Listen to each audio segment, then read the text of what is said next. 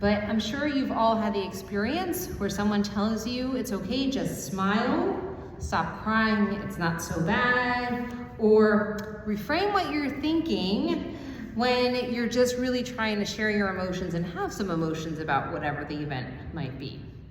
Sometimes I feel like we are frequently told as a society, chill out, it's okay, and go ahead and be joyful. But sometimes finding joy can be overwhelming. Turn on the news, and I'm sure all you need to see is what's going on in the Ukraine or Gaza, or maybe even the tension in the United States government, and you wonder, why should we be joyful? Even the Hebrew Bible commands us to be joyful. Well, maybe. We'll look at that a little bit more. The question I have is, though, or the point that I'll make, is that even under such commands, we're not like a light switch that you can turn us on or off, or a circuit breaker that thankfully we're able to repair. We're complex, to say the least. Sometimes we just struggle finding that moment. Even looking at the Jewish calendar, it's not necessarily even intuitive.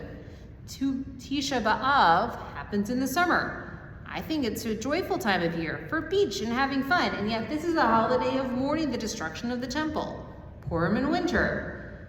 Well, and for us, it's usually dank and gray and cold. And yet that is the happiest holiday, where there's so much frenzy and excitement and energy going. It's not necessarily even congruent. In this week's Parsha, we're explicitly talked to and told to be joyful. V'samachtem b'chagecha. You shall be joyful in your festivals. The commentators, of course, have asked, how can that be? What if we just don't feel that way? Are you a sinner if you can't be happy in your festival? There are entire industries built around, well, pushing you toward that happiness moment. Kate Bowler, who was a professor at Duke Divinity School and a cancer survivor who does a lot of thinking about faith and suffering and other things, describes our culture, quote, having an insistence that we always have to be getting better. That I'm always accidentally measuring. And when I thought about it, and she shared this in an NPR interview, what are we in fact measuring? Well, if you have a Fitbit or an Apple phone, you can measure your steps and your oxygen level and, well, everything that you're doing. If you are anything like me, maybe you have a to-do list. Did you check off enough stuff that day? Did you do enough things that morning to be successful? Do we have to measure our religious obligations and check them off just to make sure that we're doing them right? And do we measure our happiness levels when observing religious festivals to ensure that we've received or attained a sufficient level of joy? But here the Torah is actually, I think, telling us something slightly different. In the context, it says, yes, be joyful, but maybe it's better translated as to rejoice. In fact, I think it has to do more with what we are doing in celebrating. That we come together as a community. We don't do it joyfully on our own. In fact, we find loneliness and misery on our own. When we hold festivals, we are supposed to be inclusive. And that by doing so, we have a party where people are able to, in fact, come together. Whether they are somebody who is already in the center of the congregation or somebody on the margins of our society. They're included because our joy isn't really joy if it's only available to the privileged few. That's not holy rejoicing. And when the Torah asks, are you happy enough? It doesn't ask that in actuality. It simply says, gather, include, and celebrate, all of us, collectively. Bowler speaks of wanting uncounted, completely wasted, doesn't matter time. But maybe that's what kind of captures the essence of true celebration, in the sense that you cannot optimize yourself into performing it even better. It's not a commandment to feel joyful. Rather, it's a commandment to get out and into the community, to celebrate as a community, and to think through the needs of everybody around us. In this way, the text seems to suggest an act of celebration in community, in fact, does lead to joy. You will have nothing but joy, the text says.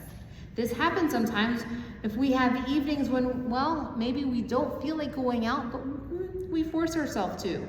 Maybe we go to trivia. Maybe we do a Star Wars event. Maybe whatever it is, we do something that's kind of off the wall, but maybe it leads us to having those wonderful feelings. But what if it doesn't? Is that still okay? The rabbis, I would say, says yes. In fact, it still is good. It's still better to get out. It's still good to see what the world has to offer and the gifts that there are around us.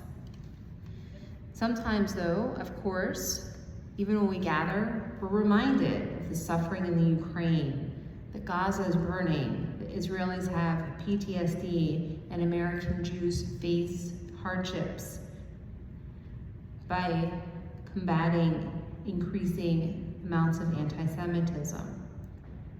And I ask, how can we find joy if our own hearts are breaking over some of those issues on a regular basis? Fowler offers a profound insight, and this one took me a few minutes to really process. She said, pain isn't solved by love. It's simply not.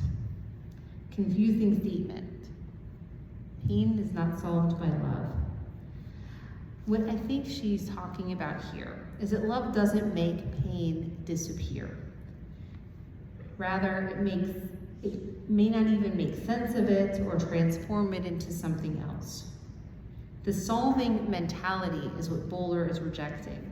The idea that pain happens for a reason, that God needs another angel, that this will make you stronger, that at least they're not suffering anymore, that God won't give you more than you can handle. That she is absolutely rejecting. All of these attempts to solve pain by explaining it away, making it useful, or suggesting it serves a greater good. Rather, she does say it also offers something in the affirmative. Love can be present with pain without solving it. A parent's love for a dying child doesn't cure the cancer, but the love is real regardless. The love doesn't make the cancer worth it or part of any of God's plan.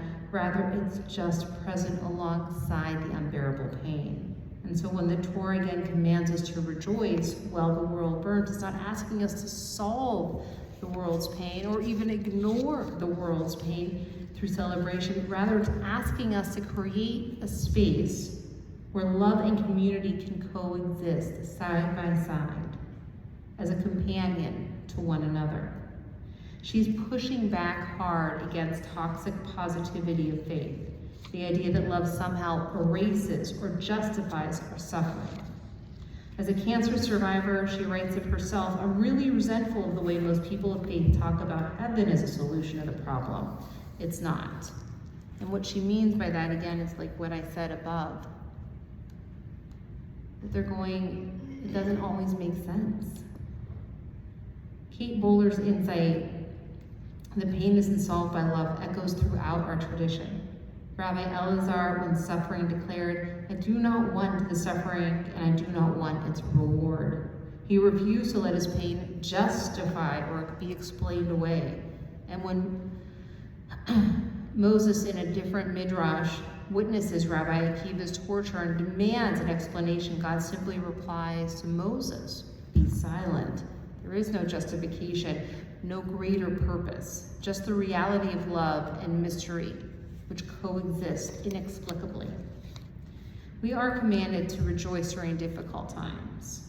The Torah isn't asking us to solve the pain through celebration. It's not telling us that joy will make suffering worthwhile or meaningful, or asking us to turn off our awareness to the world's brokenness. Instead, it's saying, even in the midst of all of this, especially in the midst of all of this, let's make sure we create a space where people can come together, where the vulnerable are included, where community happens.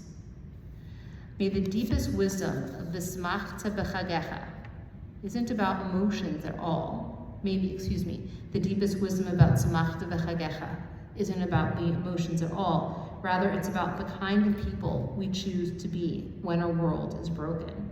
Do we retreat into measuring our own happiness, into counting our likes and clicks and shares? Or do we gather, include, and celebrate together, holding space for whatever the people who come together need? Do we demand that everyone feel joy, or to create conditions where joy can become possible and not a solution to the pain, but a companion to it? This Shabbat, as we prepare for the month of Elul that begins on Sunday, looking at Rosh Hashanah and Yom Kippur ahead, perhaps the question isn't whether we can turn our emotions on and off. Perhaps the question is whether we can show up for ourselves, for each other, and for our community when our world so desperately needs it. Not because it will fix everything, but because some things are worth doing, even when, especially when, it can't be measured and it cannot be guaranteed. In a world of high drama and heartbreak, this might be the most radical act of all. To gather anyway, to include anyway, to celebrate anyway.